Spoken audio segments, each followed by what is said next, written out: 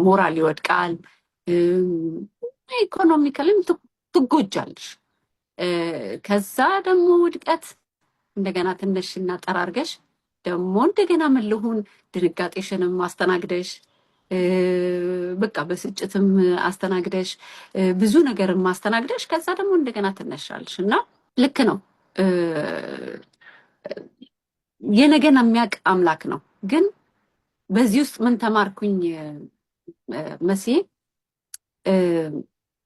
የዛሬን መኖር በቃ የነገን የሚያውቅ አምላክ ነው። የዛሬን መማር፣ የዛሬን መሮጥ፣ የዛሬን መስራት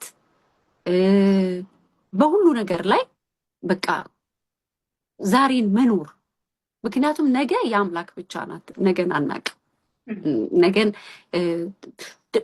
በጥሩ ኤነርጂ ዛሬን መኖርን የመሰለ ነገር የለም።